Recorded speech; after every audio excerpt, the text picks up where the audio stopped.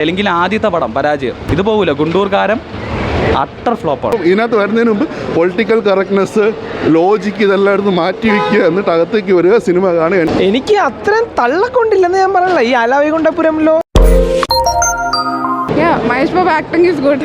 ഗുണ്ടൂർകാരൻ movie nice show. സ്ഥിരം പല്ലവിയാണ്, ഒരു മാറ്റവും ഇല്ല. ഫസ്റ്റ് ഫിലിം സ്ഥിരം ജോണർ തന്നെയാണ്, മഹേഷ് ബാബുവിൻ്റെ സ്ഥിരം ജോണർ തന്നെയാണ്, വ്യത്യാസമൊന്നുമില്ല. പഴയ കഥ തന്നെയാണ്, പുതുമയായിട്ടൊന്നുമില്ല. ഫാമിലി ജോണറിൽ എടുത്തേക്കുന്നു എന്നുള്ളേ ഉള്ളൂ. അമ്മയുടെ പാസം, മദർ പാസം എന്നുള്ളതാണ്. പക്ഷേ അത് ലോജിക്കലി വലിയ സുഖമായിട്ടൊന്നും തോന്നിയില്ല.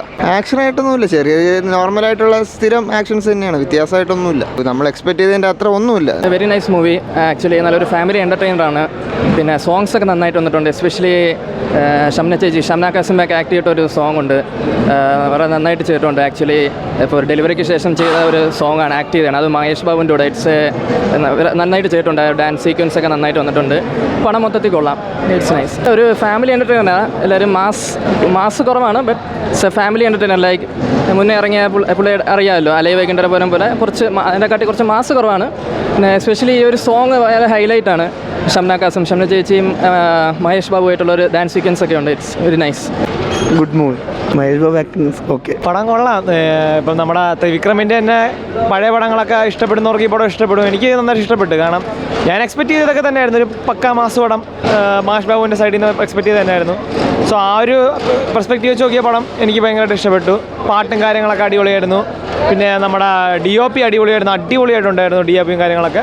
സോ ഒരു ടിപ്പിക്കൽ ടെംപ്ലേറ്റ് മാസ് പടം എന്ന രീതിയിൽ കണ്ടുകൊണ്ടിരിക്കുക. എനിക്ക് അത്രയും തള്ളക്കൊണ്ടില്ലെന്ന് ഞാൻ പറയല. ഈ അലാവൈകുണ്ഠപുരംലോ അതുപോലെ പുള്ളിയുടെ പഴയ പടങ്ങളൊക്കെ വെച്ച് നോക്കുമ്പോൾ ഇതും കണ്ടുകൊണ്ടിരിക്കാം. അതൊക്കെ കാണുന്ന ഓഡിയൻസിന് ഇത് ഇഷ്ടപ്പെടുമെന്നാണ് എനിക്ക് തോന്നുന്നത്. എനിക്കിഷ്ടപ്പെട്ടായിരുന്നു, പുറത്തായിട്ട് തന്നെ തോന്നി.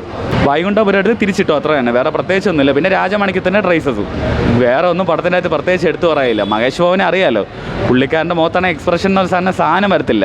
കുറച്ച് മുമ്പത്തെ പടങ്ങളെല്ലാം അങ്ങനെ കൊള്ളായിരുന്നു, പക്ഷേ ഇതെനിക്ക് എന്തോ ഒരു തട്ടിക്കൂട്ട് പടം പോലെ ആയിട്ടാണ് ഫീൽ ചെയ്തിട്ട്. അല്ല വേറെ പ്രത്യേകിച്ചൊന്നുമില്ല. തിരക്കഥേൻ്റെ ക്ഷാമം കൊണ്ട് തന്നെ ത്രിവിക്രം സ്വന്തം പടത്തിനെ തിരിച്ചിട്ടെന്നേ എനിക്ക് പറയാനുള്ളൂ. വേറെ പ്രത്യേകിച്ചൊന്നും ഇല്ല അതിൻ്റെ അകത്ത് എടുത്ത് പറയാൻ. തള്ളൊക്കെ ഉണ്ട്. പിന്നെ ഇത്തവണ കുറച്ച് ഇടയ്ക്ക് മറ്റേ രജനീകാന്തിന് മറ്റേ മൂവിയിലൊക്കെ ഉള്ള ആ സിഗരറ്റ് വയ്പ്പും മറ്റേ ഇതൊക്കെ ആ സീനൊക്കെ എന്തിനാണെന്ന് ചുമ്മാ ഓവറായി. പിന്നെ നായകനെ കാണുമ്പോൾ ഒരു പാട്ട്, നായികയെ കാണുമ്പോൾ ഒരു പാട്ട്, പിന്നെ കുറച്ച് നയനസുഖത്തിന് വേണ്ടി നായിക കൊണ്ട് നിർത്തിയിട്ടുണ്ട് സ്റ്റൈലില്ല. അപ്പോൾ ആൾക്കാർക്ക് കുറച്ച് കണ്ടിരിക്കാമല്ലോ. ചിലടത്ത് വീക്കാകുമ്പോൾ ഫാമിലി സെൻറ്റിമെൻറ്റ്സ് വർക്കൗട്ട് ചെയ്യാൻ വേണ്ടി അതിൽ കൂടുതൽ ശ്രമിച്ചിട്ടുണ്ട്. എനിക്ക് പക്ഷേ ഒന്നും എന്തിനാണ് ഇങ്ങനത്തെ ഒരു പടം ചെയ്തതെന്ന് എനിക്ക് അറിഞ്ഞുകൂടാ. തിരക്കഥ ഇല്ലെങ്കിൽ ചെയ്യാൻ പോകും ഇങ്ങനത്തെ പടങ്ങൾ. ആൾക്കാർക്ക് പൈസയും കളഞ്ഞ് വന്ന് നിന്ന് കാണുമ്പോൾ അവർക്ക് അവൻ്റെ ഇതുണ്ടാവും, ഒരു വേവ് ഉണ്ടാവും. എനിക്ക് അങ്ങനെയാണ് തോന്നിയത്. പരാജയമാണ് സത്യം പറഞ്ഞാൽ. തെലുങ്കിലെ ആദ്യത്തെ പടം പരാജയം. ഇത് പോകില്ല, ഗുണ്ടൂർകാരൻ അട്ടർ ഫ്ലോപ്പാണ്. ഞാൻ ഈ ഒരു സിനിമയുടെ ട്രെയിലർ കണ്ടിരുന്നു. ഈ സിനിമ കാണാൻ വേണ്ടിയിട്ട് ഇതിനകത്ത് കയറുമ്പോഴത്തേക്കും ഞാൻ എൻ്റെ മനസ്സിനൊന്ന് ട്വീക്ക് ചെയ്തിരുന്നു. കാരണം ഈ സിനിമയിൽ നിന്ന് എന്താണ് ഞാൻ ഉദ്ദേശിക്കുന്നത്, എനിക്കൊന്ന് എൻ്റർടൈൻഡ് ആവുക. കാരണം ഇതൊരു സംക്രാന്തി ഫെസ്റ്റിവൽ സമയമാണ്. അപ്പോൾ ആൾക്കാർ ആ ഒരു സിനിമ ചെയ്യുന്ന വെച്ചാൽ ആൾക്കാർ ഫാമിലിയായിട്ട് തിയേറ്ററിലേക്ക് വരും, ഒന്ന് എൻ്റർടൈൻഡ് ആക്കി പോകും. അല്ലെങ്കിൽ ഭയങ്കര സീരിയസ് ആയിട്ട് കഥ പറഞ്ഞ് ഞങ്ങളെ മറ്റേ ബോറടിപ്പിക്കുക, അങ്ങനത്തെ രീതിയിലല്ല ചെയ്യുന്നത്. ഈ സിനിമയുടെ ഒരു പ്ലസ് പോയിൻ്റായിട്ട് എനിക്ക് തോന്നിയെന്ന് വെച്ച് കഴിഞ്ഞാൽ, സിനിമയിൽ കഥ കാര്യങ്ങളെല്ലാം ഉണ്ടെങ്കിൽ കൂടെ ഒരു സീരിയസ് മോഡിലേക്ക് ഒരിക്കലും ഈ സിനിമ പോകുന്നില്ല. ഒരു സ്പൂഫ് എന്ന് പറയാൻ പറ്റത്തില്ലെങ്കിലും ഒരു ചെറിയ രീതിയിലൊരു സ്പൂഫ്, അങ്ങനത്തെ രീതിയിലാണ് ത്രൂ ഔട്ട് സിനിമ പോകുന്നത്. അപ്പോൾ നമുക്ക് ആ ഒരു കോമിക് എലിമെൻറ്റ് നല്ല രീതിയിൽ വർക്കൗട്ടാണ്. കുറേ ക്യാരക്ടേഴ്സിന് നമ്മളിപ്പം കാരിക്കേച്ചർ എന്നൊക്കെ പറയത്തില്ല, ആ ഒരു രീതിയിൽ പ്രസൻറ്റ് ചെയ്തതാണ്. പക്ഷേ അവരത് സീരിയസ് മോഡിലും കാണിച്ചിരുന്നെങ്കിൽ, ഇപ്പം വില്ലനിസം ഭയങ്കര ഇതായിട്ട് കാണിച്ചിരുന്നെങ്കിൽ ചിലപ്പം നമുക്ക് ഇഷ്ടപ്പെടത്തില്ല. കാരണം നമ്മൾ അന്നേരം ലോജിക്ക് ഇതെല്ലാം നോക്കും. ഇതിപ്പോൾ ലോജിക്കില്ല, ഒന്നുമില്ല.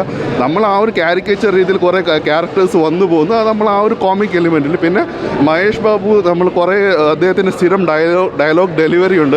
പിന്നെ ഒത്തിരി ലെജൻസിൻ്റെയൊക്കെ റെഫറൻസ് ഇതിനകത്ത് വന്നു പോകുന്നുണ്ട് ഈ സിനിമയ്ക്കകത്ത്. ഒത്തിരി നടന്മാരുടെയും ഇപ്പോൾ SPB അദ്ദേഹത്തിൻ്റെ ഒരു റെഫറൻസ് എന്ന രീതിയിൽ വന്നു പോകുന്നുണ്ട്. കുറേ നടന്മാരുടെ റെഫറൻസ് വന്നു പോകുന്നുണ്ട്, അത് ഇഷ്ടം. പിന്നെ മഹേഷ് ബാബുവിൻ്റെ ഒരു യൂഷ്വൽ ഒരു ഡയലോഗ് ഡെലിവറി അതിനകത്ത് അതേപോലെ ചെയ്യുന്നുണ്ട്. പിന്നെ ഇപ്പോൾ രജനീകാന്തൊക്കെ പല സിനിമകളിൽ ചെയ്യുന്ന പോലെ നമ്മളിപ്പം സിഗരറ്റ് എടുത്തിട്ട് കത്തിക്കുക, ആ രീതിയിലുള്ള കുറേ കാര്യങ്ങൾ ത്രൂ ഔട്ട് മഹേഷ് ബാബു ചെയ്യുന്നുണ്ട്. അപ്പോൾ നമ്മളെ ഒരു എൻ്റർടൈൻ ചെയ്യുക, അല്ലെങ്കിൽ ഒന്ന് മനസ്സ് തുറന്ന് ആസ്വദിക്കുക, ആ ഒരു രീതിയിൽ കണ്ടു കഴിഞ്ഞാൽ നമുക്ക് ഇഷ്ടപ്പെടും. അല്ലാതെ നമ്മളിപ്പം ഇതിനകത്ത് വരുന്നതിന് മുമ്പ് പൊളിറ്റിക്കൽ കറക്റ്റ്നെസ്, ലോജിക്ക് ഇതെല്ലാം എടുത്ത് മാറ്റി വയ്ക്കുക, എന്നിട്ട് അകത്തേക്ക് വരിക, സിനിമ കാണുക, എൻ്റർടൈൻ ചെയ്യുക, പോവുക, അത്രേ ഉള്ളൂ.